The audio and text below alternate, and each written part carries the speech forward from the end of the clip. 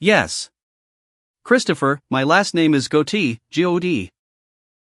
E-E. Yes. All right. And it's Gootee? Yes, ma'am. All right.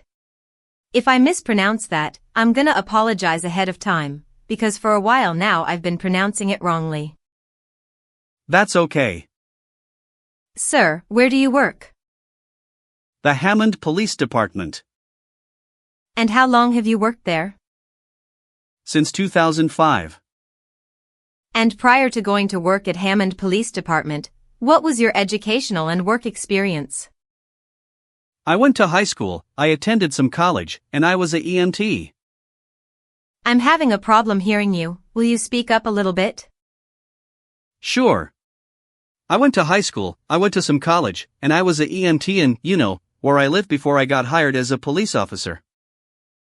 And when you went to work at the Hammond Police Department, did you receive any training in law enforcement?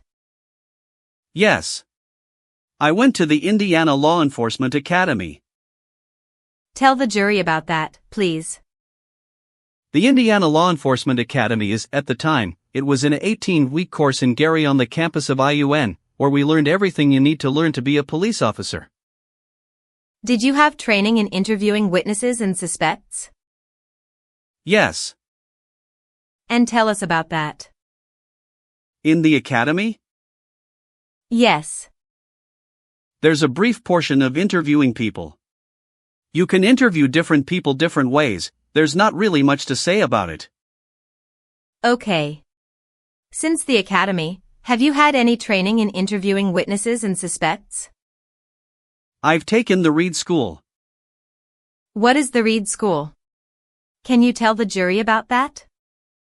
The Reed School is just a technique by a guy named Reed on it's primarily for interviewing suspects. And in terms of documentation of interviews, have you learned anything about that in your training as a law enforcement officer? Yes. What have you learned? If you talk to somebody, you have to write a report. And what do you include in that report? What they said. Is it important that that report be accurate? Yes. And are those reports relied upon in subsequent proceedings? Yes. And is it important to include all the information? Yes. Now, in your capacity as a law enforcement officer, were you ever assigned to a task force? Yes. When? 2014. And what task force? It's the FBI Grit Task Force. FBI what? Grit. Grit? Yes. What is that? It's the Gang Response Investigative Team. And what is the Grit Task Force? What do they do? We are embedded with the FBI squad that investigates violent crimes, bank robberies, murder, things of that nature, kidnappings. Pardon? Kidnappings. And how long were you part of the Grit Task Force? From 2014 until now. What different agencies, if any, are involved in that? The Indiana State Police, Merrillville Police Department, the Gary Police Department, Lake County Sheriff, Crown Point Police. Excuse me, I don't mean to interrupt, but could we clear the screen, please? Unidentified individual, my apologies. Thank you. I could have done that. Sorry. Is the FBI part of that group, that task force? Yeah, they lead the task force, yes. Okay. And during your work with Grit, did you ever work with Adam? Pole. Thank you. Yes. And in the course of that work, did you assist in the investigation of the murder of Libby and Abby? Yes. And what did you do as part of that investigation? Interviewed or conducted canvass interviews. What do you mean by a canvass interview? We briefly interviewed people as assigned when we got there. When you got where? To Delphi. To Delphi? Okay. So did you go? Was that through a unified command? Are you familiar with that term? Yes. Okay. What does unified command mean to you? Well, there was a command post where when we got to work for the day, they would give us assignments. Were you teamed with anyone during that investigation? Yes. Adam Pohl. And who does Adam Pohl work with? He's an FBI agent. How many interviews do you believe you and Special Agent is it Special Agent Pohl? Yes. How many interviews do you believe that you and Special Agent Pohl conducted? I don't know. More than 10? Probably. Is that around that number maybe? I'm not sure. How long were you assigned to work the murder of Libby and Abby? Initially, probably a couple weeks, and then as needed on a few days after that. A couple weeks and a few days? Yes. All right. Somewhere between 14 and 21 days? Sounds right. Did you do anything other than conduct interviews? Like what? I don't know what you were doing, sir. I'm asking you, did you do anything to assist in the investigation of the death of Libby and Abby other than conduct interviews? Not that I remember. Was that a full-time responsibility between February 14th or so until 14 to 21 days after that? Yes. And in the course of that investigation, did you speak to Bradley Weber about his whereabouts after work on February 13th, 2017? Yes. Do you recall that? Yes. All right.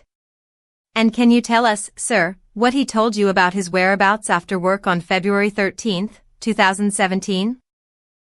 Judge, I'm gonna object to hearsay. Well, Your Honor, this'll be a prior inconsistent statement pursuant to Mr. Weber's statements during his testimony.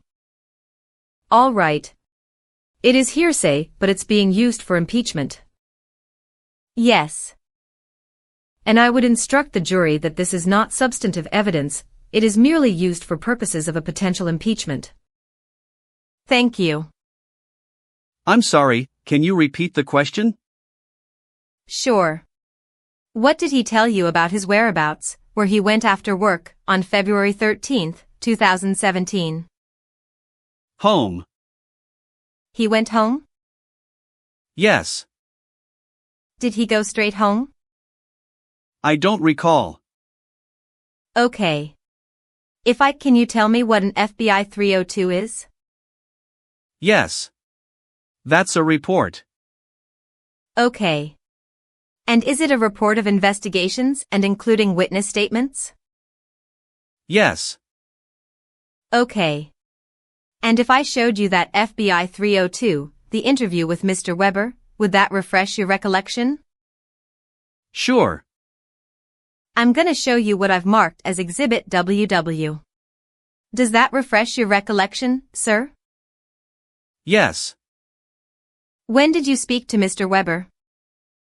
Judge, may I ask a few foundational questions on refreshing the recollection? You may. Special Agent Gootee, is that a report that you wrote? No. That was written by Special Agent Pohl. Is that correct? Pohl, yes, sir. Pohl, I'm sorry. And after reading that report, does that refresh your recollection of specific things that Mr. Weber told you? Yes. Okay. I don't have any other questions, Judge. Thank you. You may proceed. Thank you. When did you speak with Mr. Weber? I believe it. Do you need your report again? That was not fair. Sorry. Yes, the February 19th, And. 2017. Thank you. Do you recall now what Mr. Weber told you about his whereabouts after work on February 13th, 2017? Going home. And did he stop anywhere on his way home?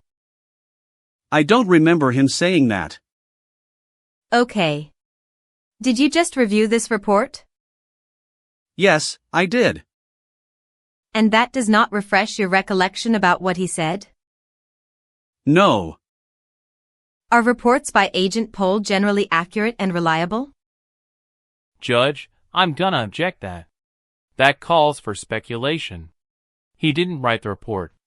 She's used it to refresh his recollection. He's testified to the questions. So I'm gonna object to that question and this line of questioning, Judge.